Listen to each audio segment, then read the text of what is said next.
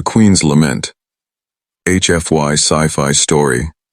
The great palace of the Lyran Empire stood like a silver mountain above the clouds, its walls glowing with light that never faded. Inside the high throne chamber, the alien queen sat alone, her crown heavy, her heart heavier. It had been 20 years since her daughter disappeared, 20 years since that single spark of joy vanished into the cold of space. Every morning she ordered the same message to be sent to every corner of the galaxy. Find her. Yet every evening the same answer returned. No trace, Your Majesty. The Queen no longer cried. Tears had lost their meaning long ago, but deep inside, beneath the layers of royal pride, something small and painful still burned, a mother's hope. The galaxy still spoke about that day. The princess had been young, curious, and brave. She had wanted to see the humans, the new species that had entered the stars, but the Queen had forbidden it. Humans were considered dangerous, wild, and unpredictable. Still, the princess had taken a small shuttle and vanished beyond the border of Lyran space. When the Queen's guards found the wreckage near a human colony, they told her the truth she refused to hear. The princess did not survive. From that moment, the Queen ruled with no mercy. Her empire grew larger, her enemies smaller, but her heart turned to stone. Every anniversary of her daughter's disappearance, the palace bells rang through the sky. The Queen would stand at the balcony, staring at the stars, whispering her daughter's name into the night wind. Servants feared her silence more than her rage, for when she was silent, planets burned. She had promised herself that if she ever found the humans who took her daughter, she would erase their world from every map. But tonight was different. As the twin moons rose, the Queen felt a strange vibration through the royal chamber. A sound like a heartbeat echoing through the walls, faint but familiar. Her guards rushed in, kneeling before her throne. Your Majesty, an unknown transmission from the border sector. Frequency matches the royal DNA code, the officer said, his voice trembling. The Queen froze, her golden eyes narrowing. Impossible, she whispered. She ordered the palace AI to replay the signal, and through the echo came a broken tone. A melody she had sung to her daughter as a child. Her breath caught, her claws dug into the throne's armrest. Trace it, she commanded. Now. Minutes felt like centuries. The great digital map bloomed before her, and a single dot pulsed on the edge of known space. It came from a small human trading outpost called Haven 9. The Queen rose from her throne for the first time in years, her long robe sweeping the floor like a storm cloud. Send the first fleet, she said quietly. Bring her to me, dead or alive. The officers bowed and hurried away, leaving her alone with the sound of the melody still playing in the air. She turned toward the mirror window that looked out over the stars. Could it be you? She whispered. After all this time? The universe gave no answer, only the silent flash of distant suns. In her mind, she saw her daughter's face as it had been. Bright eyes, soft smile, a touch that could calm even her fury. She had hidden that memory for so long, but now it returned with painful clarity, and with it came something dangerous. Hope. Down below the palace, the engines of the royal fleet roared to life, their blue light flooding the dark sky. Every ship carried the Queen's emblem, a silver phoenix rising from fire. Millions watched from the city domes as the fleet lifted into orbit. A storm of light heading for the edge of the empire. Rumors spread faster than light. The Queen's daughter may still live. The priests declared it an omen. The Eldirs whispered of destiny, and the rebels of the outer worlds wondered what it would mean if the lost princess had chosen the humans over her own kind. Back in the throne room, the Queen touched the small locket she always wore. Inside it was a strand of her daughter's hair, still shining like gold under alien light. Wherever you are, child, I will find you, she murmured. Her voice shook for the first time in decades, but no one heard, only the AI recording her every word for history. Outside, thunder rolled across the sky as the fleet disappeared into warp. The Queen stood there, eyes fixed on the fading stars. In that single heartbeat before silence returned, she felt something she had forgotten long ago. Fear. Because for the first time, she was not sure whether finding her daughter would bring peace to her empire or the beginning of its end. Far away from the shining palaces of the Lyran Empire, on the edge of the galaxy, a small human settlement slept under a sky filled with unfamiliar stars.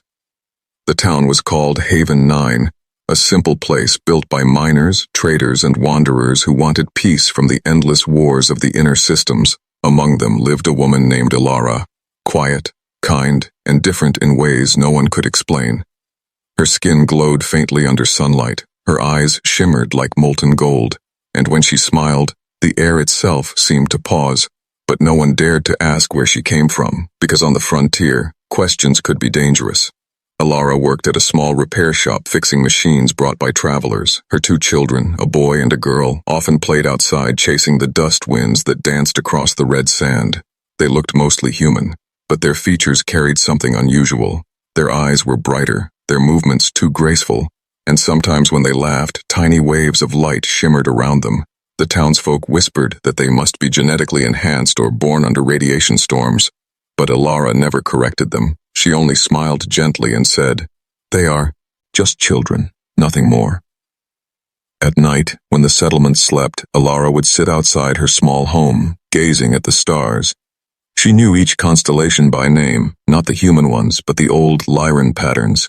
Her heart ached whenever she saw the great spiral of her homeworld star cluster glowing faintly in the distance, so close in sight yet unreachable. Her children often joined her, the little boy holding her hand and asking, "Mama, why do you always look at the same stars?" She would kiss his forehead softly and whisper, "Because someone I love lives among them." One evening, the wind changed, cold and sharp. The night sky above Haven 9 flashed once, then again. The miners stopped their work, staring upward. 3 streaks of blue light cut through the darkness, moving with purpose, too fast for ordinary ships. Ilara's eyes widened. She knew that light, that sound, that formation, Lyran patrols. Her blood ran cold. She rushed inside, locking the door. Her children looked up in confusion. "Mama, what's wrong?" Ilara's voice trembled but stayed calm. "We need to stay quiet, my loves. Very quiet." Through the window she saw the sky split open as the patrol ships descended, glowing like blades of fire. The earth shook under their landing, dust rising like fog through the streets. Human guards ran toward the landing site, shouting for IDs and flight codes, but the aliens didn't answer. Instead, a voice boomed through the air, metallic and powerful. "By order of the Lyran Empire, all communications are now restricted." The humans froze. No one had seen Lyrans in decades, not since the border wars. Ilara closed her eyes, taking a deep breath. It was over. They had found her. Outside, the Lyran soldiers moved through the settlement with perfect formation, their silver armor reflecting the torchlight. They scanned every house, every face, their language a mixo. Melody and command. Ilara's heart pounded as the scanner light swept across her door. She held her children close, whispering, "No matter what happens, stay by my side. Don't run." The door burst open, light flooding the small room. A tall Lyran officer stepped in, his helmet shining, his gaze cold. For a moment he said nothing, just stared at her, then his voice softened slightly. "Identification." Ilara raised her hands slowly, her golden eyes glowing under the scanner. The device beeped once, then began to flash red. The soldiers froze. The officer's eyes widened inside his mask. "Royal DNA," he muttered. One of the younger soldiers whispered, "It can't be the lost princess." Ilara stayed silent, her heart racing. The 2 small children peeked from behind her dress, their bright human faces staring up at the soldiers. The scanner confirmed it. Half-human hybrids with Royal Lyran signature. The officer took a step back, uncertain. Protocol demanded he arrest her. Yet something in her eyes made him hesitate. Ilara spoke softly. "Tell your queen, I am alive, but I am not who I used to be." The officer frowned. "She has searched for you for 20 years, princess. You must come with us." Ilara's voice grew calm but firm. "I will not leave without my children." Outside, curious humans had gathered, watching the strange soldiers and the glowing woman among them. The air was filled with fear and wonder. The children clung to her hands as the soldiers surrounded them. The officer raised his communicator, speaking into it quietly. "Your Majesty, we found her," he said, his voice shaking. The reply came instantly, cold and sharp through the static. Bring her home. The ship engines roared again, lighting the sky blue as the royal insignia shone upon their hulls. Alara turned one last time, her eyes sweeping across the little town she had called home. She whispered under her breath, "Thank you, humans, for giving me peace." Then she walked forward, holding her children's hands tightly as the soldiers escorted them aboard. The townsfolk watched, silently, as the alien craft lifted into the night. No one knew who she really was, but every person in Haven 9 felt that they had witnessed something sacred, something that would change the stars forever. And high above, far beyond human reach, a queen waited, unaware that her daughter was returning, not alone, but with the two small humans who would soon alter the fate of both worlds. The royal transport sliced through the silence of space, its hull glowing with the silver crest of the Lyran Empire. Inside, the corridors hummed softly, filled with the rhythm of ancient engines and the whisper of disciplined soldiers. Alara sat in the observation bay, her wrists bound by energy cuffs that shimmered faintly blue. Her children sat beside her, clutching her hands, wide-eyed and trembling. Outside the window, the stars drifted by like watching eyes, distant, endless, cold. A Lyran officer stood across the chamber, his posture straight, his eyes avoiding hers. He had never seen a royal captive before, and never one with human children. The smaller of the two, a little girl with soft brown hair, looked up at him and whispered, "Are you taking us home?" The officer's throat tightened. He wanted to say yes, but he didn't know what home meant to her. He turned away instead, hiding the flicker of doubt behind his polished armor. Alara spoke quietly. "You do not need those chains. I will not run." The officer hesitated, then replied, "It is protocol, Princess. We cannot take risks." Her voice carried sadness rather than anger. "You still believe I am your princess?" He didn't answer, because deep inside he was unsure. Everything about her felt royal, but the warmth in her eyes belonged to something no Lyran possessed. Humanity. Across the galaxy, in the heart of the Empire, the Queen waited. The message had reached her throne, and for the first time in 20 years her pulse quickened. She stood before the great star map, watching the blinking signal of the returning ship. Every official in the court bowed silently, none daring to speak as her shadow fell across them. "Prepare the chamber," she commanded, "and call the High Council. The lost daughter of the crown returns tonight." Her voice trembled ever so slightly on the word daughter. Back aboard the ship, the humans of Haven 9 were now just a fading memory. Alara stared at her children's faces, their mix of human softness and Lyran light. They were proof that two worlds once meant to destroy each other could create life together. She whispered to them, "Whatever happens, stay strong. We belong to both worlds." The boy nodded, his small hand wrapping around hers with surprising strength. The ship crossed the border into royal space. Immediately a formation of war cruisers appeared, escorting them like predators guarding prey. The children pressed their faces to the window, amazed by the sight of enormous ships gliding like whales through the dark. "Are they all grandmas?" the girl asked innocently. Alara smiled weakly. "Yes, my dear. Every single one." As they neared the capital planet, the soldiers grew quiet. Even veterans who had fought in countless battles whispered among themselves. "The Queen will see her tonight," said one. "Do you think she'll forgive her?" asked another. "Forgive?" the officer murmured. "She might embrace her, or she might end her. No one knows what the Queen feels anymore." When the ship entered the planet's atmosphere, light flooded every window. The royal city glowed beneath them. Towers of crystal, floating bridges, golden clouds swirling between them. It was a world of beauty and fear. Alara closed her eyes, remembering the day she left it behind. The day she defied her mother's command and fled to the stars. She had been curious then, foolish maybe, but her heart had told her something no one else believed, that humans were not monsters. They were mirrors, showing the galaxy what it had forgotten. Compassion. The ship touched down on the royal landing platform.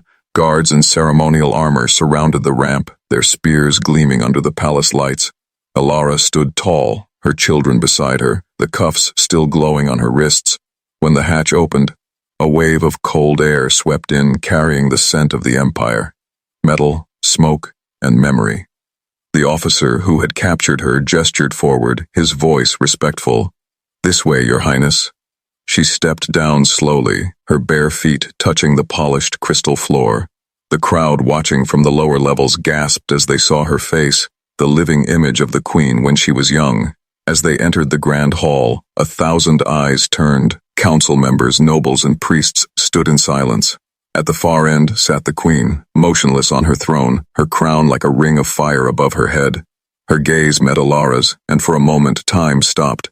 No words passed between them, yet the space between mother and daughter filled with 20 years of grief.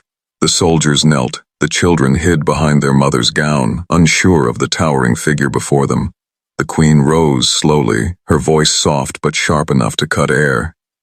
"You live." Alara bowed her head. "I live, Mother." The Queen's eyes shifted to the small figures behind her. "Are those human?" she asked, her voice trembling between anger and disbelief. Alara nodded. "They are my children." The hall erupted in whispers, shock and fury echoing like thunder. The Queen raised her hand, and silence returned instantly. She stepped closer, her expression unreadable. "They carry human blood," she said quietly. "Yes," Alara replied, "and they carry mine." For a long moment, no one moved, no one breathed. The Queen's eyes glimmered, 1,000 emotions fighting for control behind them. Then she turned to the council and spoke in a voice that shook the walls. "Let it be known, the royal bloodline has returned to this world, changed." Her words were neither a blessing nor a curse. They were a beginning. Far above the palace, the stars burned brighter, as if they too waited to see what would come next, because the return of the lost daughter did not mark the end of an old story. It marked the start of a new one. One that would test the courage of humanity and the soul of an empire alike. The palace doors opened with a sound like thunder rolling through eternity. Golden banners rippled in the air as Alara stepped inside, her children walking close beside her. The great hall glowed with the light of the twin suns, casting silver reflections across the marble floor. Every noble, every general, every council elder stood frozen, eyes wide with disbelief. They had heard the Queen's command, bring her home, but none expected to see her return with human blood beside her. The Queen remained still upon her throne, her presence filling the hall like gravity. Her gaze pierced through the crowd, through the walls, through time itself. When her eyes met Alara's, the empire seemed to hold its breath. For a heartbeat, the mighty Lyran Queen looked not like a ruler of worlds, but like a mother staring at her lost child. Then her expression hardened once more, forged in years of grief and power. Alara bowed, her voice soft yet strong. "Mother, I have come home." The Queen's reply was sharp. "Home?" The daughter who vanished, who abandoned her bloodline, who mixed with the species that murdered our kin, dares to call this home? The echo of her words shook the air. The little boy hid behind Alara's gown, clutching her hand tightly. The girl whispered, "Mama, she's angry," and Alara gently touched her hair. "It's all right, my love. She has a reason." The Queen's eyes darted to the children, glowing faintly with the golden light of Lyran heritage. The court gasped when the smaller child's hand shimmered with human warmth, blending two worlds in a single touch. "Human," the Queen whispered under her breath. "You brought their blood into my line." Alara raised her head slowly, her voice calm but firm. "I brought life, not corruption." A murmur swept through the hall, half in awe, half in disgust. The generals looked at one another, unsure whether to bow or to draw weapons. The Queen descended the marble steps, each step echoing like a hammer. Her robe trailed behind her like a shadow of authority. When she stood before Alara, the hall fell silent. No guard dared to move, no council dared to speak. The Queen's voice trembled with rage and sorrow. "Why did you leave?" Alara's eyes softened. "Because I saw something worth protecting." The Queen's jaw tightened. "Humans?" "Yes," Alara whispered. "They are not the monsters we thought. They are flawed but full of light. They taught me kindness, and they gave me them." She turned slightly, showing her children standing proud despite their fear. The little girl's eyes shimmered with blue light as she looked up at the queen. "Are you my grandma?" she asked in innocent curiosity. The queen froze, her expression breaking for the briefest second. Her lips parted, but no sound came. The crowd gasped at the child's boldness, but the queen did not punish her. She simply looked away as if hiding her tears behind her crown. Suddenly, a voice echoed from the upper balconies. An old counselor named Varn. He shouted, "This is treason. The royal blood has been tainted. The throne must be purified." His words spread like poison, the nobles nodding, the generals murmuring. The queen's hands clenched, power rippling through the air like invisible lightning. But before she could speak, Alara stepped forward, her golden eyes blazing with fury. "Enough," she said, her voice echoing through the chamber. "You call it taint because you fear what you don't understand. These children are proof that the future can hold both strength and mercy, Lyran and human together." The soldiers raised their weapons slightly, unsure of whom to obey. The queen looked at Alara, her eyes sharp again but different, full of thought, full of conflict. She whispered almost to herself, "Strength and mercy." Then she spoke louder. "Take them to the inner chambers. None shall harm them. None shall speak against my blood." The crowd bowed in forced obedience, though whispers continued like hidden knives. Alara followed the guards through long corridors, lined with crystal statues of past queens.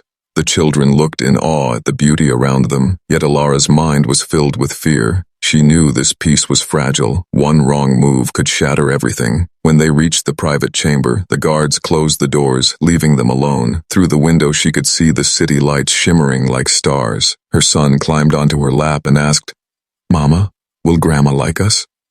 Alara smiled sadly. "I think she already does, even if she doesn't know it yet." Meanwhile, in the throne hall, the queen stood alone again, staring at the empty space where her daughter had stood. Her fingers touched the edge of her crown, and her voice dropped to a whisper. "She calls them life," she murmured, "and I called them enemies." Her heart ached with memories of the wars, the losses, the screams, yet she remembered the small girl's voice asking, "Are you my grandma?" For the first time in decades, the queen felt something tear inside her walls of command. Love, outside the palace, the city pulsed with light and sound, but deep beneath the beauty, the whispers of rebellion began. Some called the princess's return a miracle, others a disaster, and among the stars beyond Lyran's space, a human fleet stirred. For somewhere in that endless void, the children's father, a human soldier long thought dead, had just received the message that his family had been taken, and his reply was simple, "I'm coming." The news of the queen's daughter's return spread across the Lyran Empire like wildfire. Every communication channel, every outpost, every distant mining world repeated the same words. The lost princess has returned, and she brought humans with her. To some it was hope, to others it was blasphemy. The royal bloodline, pure for thousands of years, now tainted with human DNA. It shook the foundation of their beliefs. The empire that once stood unbreakable began to tremble. In the council chambers, the elders argued, their voices rising like storms. "This cannot be allowed," shouted one. "Humans are chaos, they bring war, they infect everything they touch." Another elder, quieter but firmer, replied, "Or maybe they bring balance, maybe they are what we have lost." The chamber turned to the queen, but she said nothing, her gaze lost in thought. She remembered her daughter's voice, calm and full of courage, and the little child's laughter echoing through the palace halls. For the first time, her throne felt heavy, not with power, but with doubt. Outside the palace, the city streets were filled with protests. Some bowed before holograms of Alara, calling her the light between worlds. Others carried banners demanding her exile, shouting that the queen had betrayed her people, and deep within the military sector, secret councils gathered in shadows, the generals whispered plans. "The queen grows weak," one said. "Her love for the humans blinds her." Another nodded. "If she will not defend the purity of the empire, we will." Meanwhile, in the hidden royal quarters, Alara sat beside her children, their small hands glowing faintly under the moonlight. They had been kept inside for days, away from the riots and anger outside the walls. Her son asked quietly, "Mama, why do they hate us?" Elara stroked his hair and said softly, "Because they don't understand yet. One day they will see that love is stronger than fear." The little girl looked at her, eyes wide. "Will Grandma protect us?" Elara hesitated, her heart torn. "I believe she will try," she whispered. Far beyond the palace, the border systems buzzed with unusual movement. Lyran patrol ships reported sightings of massive human fleets approaching neutral space. No weapons fired, no threats broadcast, only silence. A silence that felt like the calm before a storm. In the command room, the Queen's advisors panicked. "Your Majesty, the humans are gathering," one said. "They might be preparing for war." The Queen stood, her golden eyes sharp. "Or perhaps they are preparing for peace." But the council didn't agree. General Varn, the same who had called Elara's bloodline corruption, now stood tall in defiance. "Forgive me, Majesty," he said coldly, "but your compassion endangers us all." He turned to the soldiers and shouted, "The Queen has forgotten her duty, but we have not. We must act before the humans strike." That night, rebel ships left the capital under secret orders. Their mission: remove the princess and her half-human children, and restore the Empire's purity. In her chamber, Elara felt it before it began, a pulse through the air, the vibration of approaching ships. She looked out the window and saw the palace shields shimmer under sudden pressure.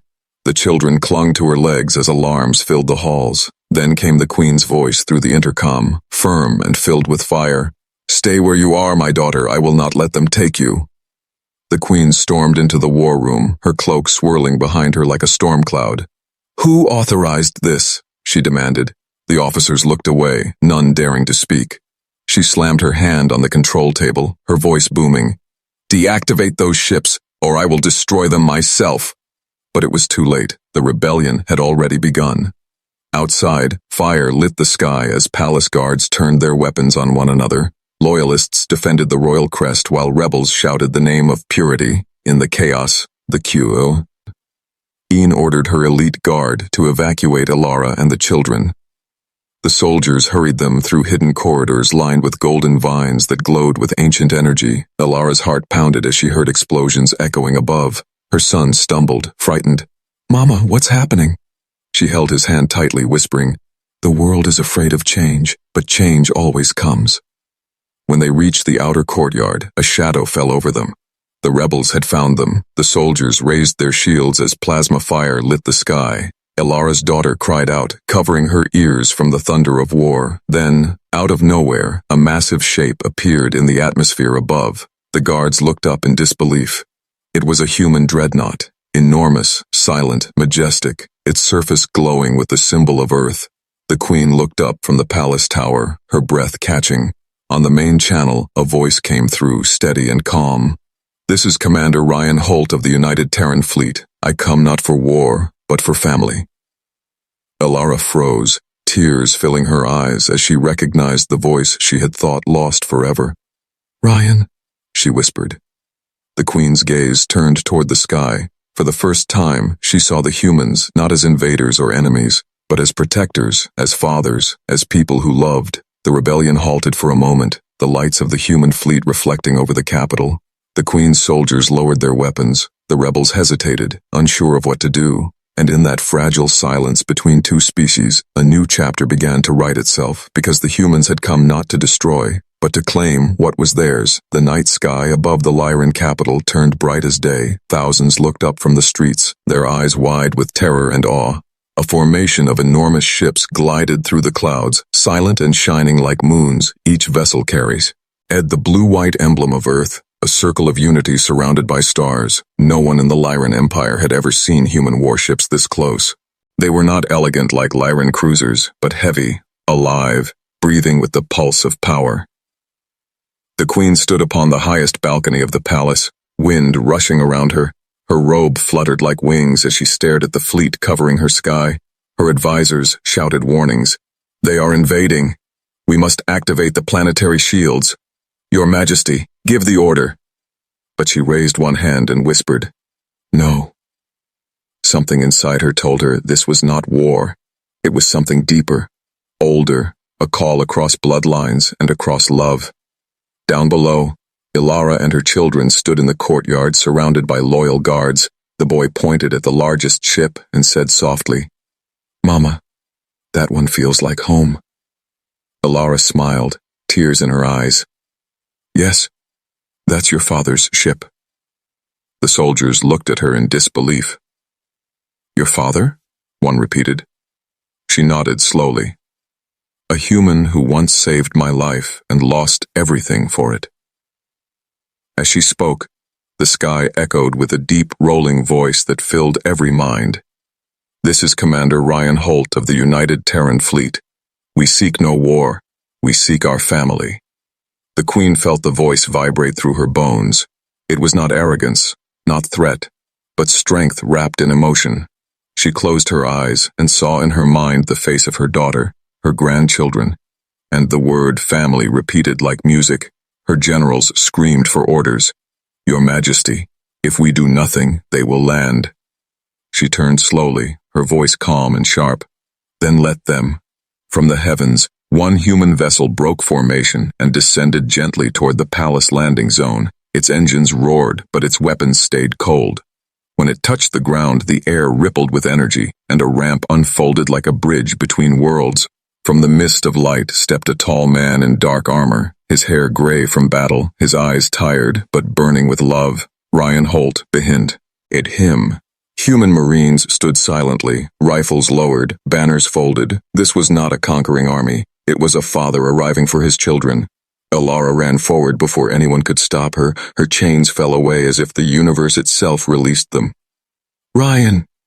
she cried, her voice breaking. He caught her in his arms, holding her like time had stopped. For a long moment, nothing else mattered, not empires, not rebellion, not the watching crowds, only a mother, a father, and two children running toward them through the dust. The Queen watched from the balcony, her hands shaking. A strange warmth filled her chest, something she had not felt since her daughter was small. She turned to her guards and said softly, "Bring them to me." As the family approached the throne hall, even the rebels lowered their weapons. Some soldiers whispered prayers, others simply stared. It was as if destiny itself had walked into the palace. When Ryan entered the hall, the Queen stood tall, every eye on her. He bowed low, his voice steady.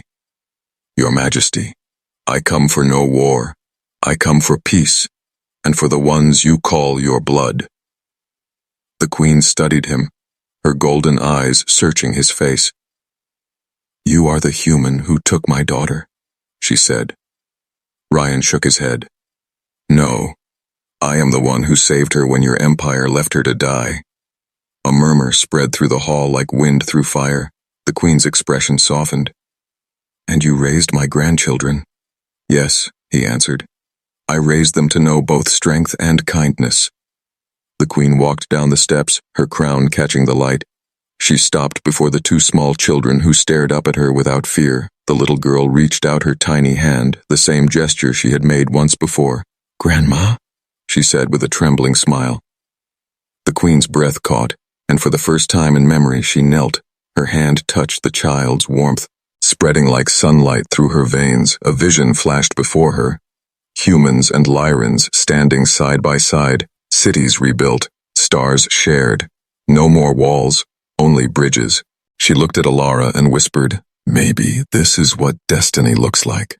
Outside, the human and Lyran fleets faced each other in silence. Thousands of ships, thousands of hearts waiting for the word that would decide the future. Then the Queen raised her voice, her words broadcast across every channel. "To every world of the Lyran Empire, to every ship above us, lay down your weapons. The age of war ends tonight." Her words echoed through the stars.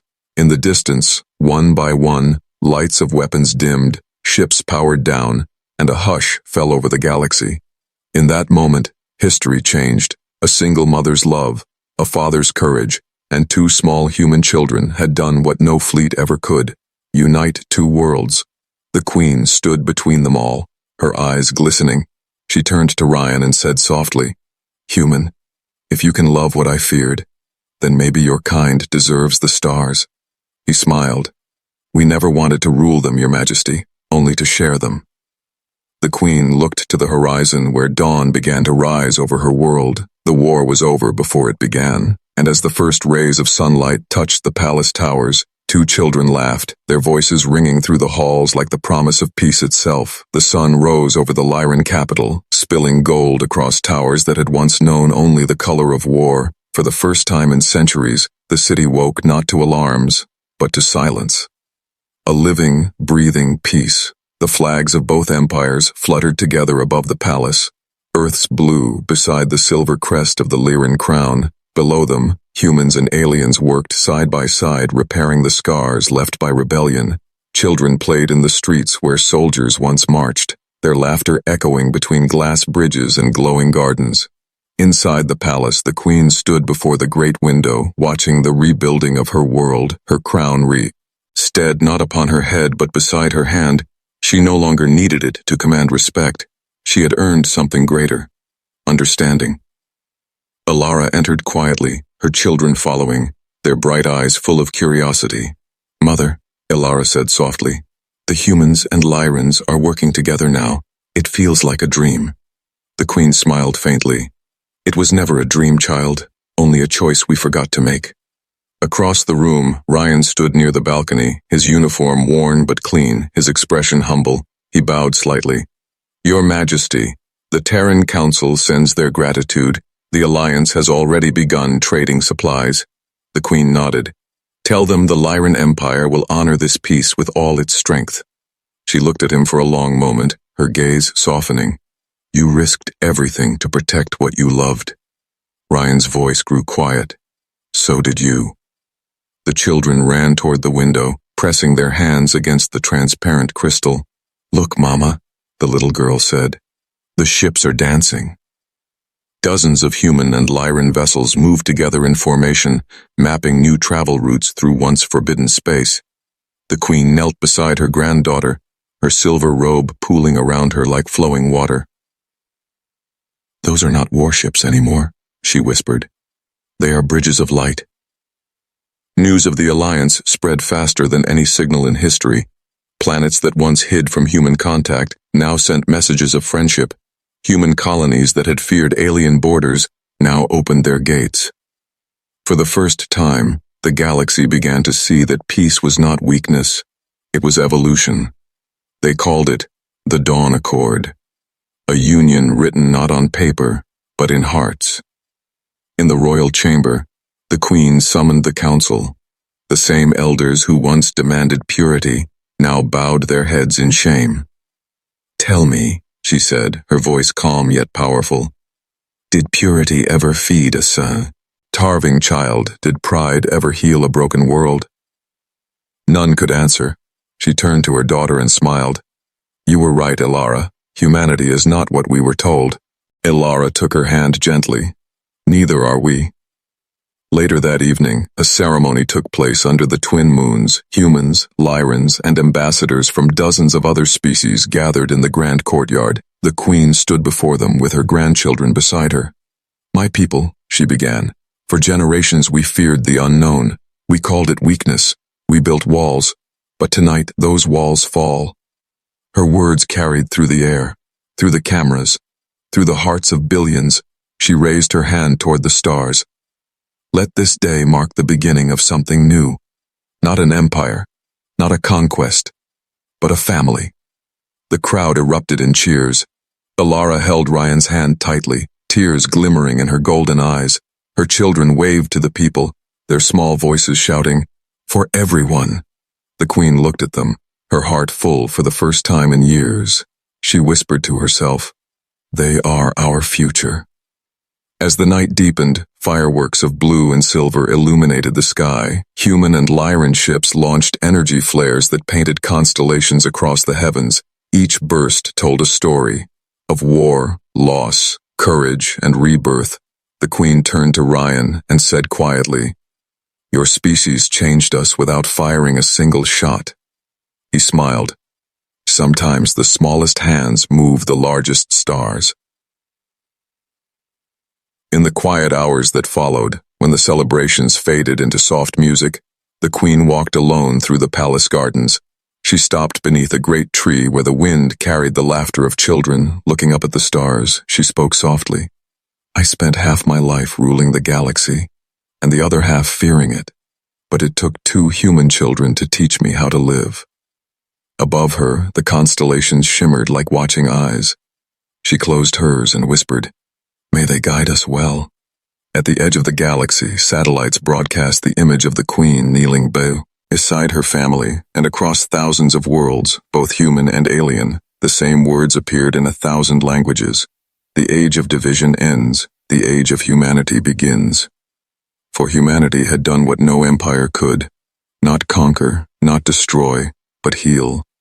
In the final light of dawn, Ilara and Ryan stood on the balcony with their children. The Queen joined them, her arm resting gently around her daughter's shoulder. Together they watched the sun rise over 2 flags waving side by side. No longer enemies, no longer strangers, just people beneath the same sky. And as the wind carried their laughter across the palace, the stars themselves seemed to bow in silence, honoring the new dawn of peace.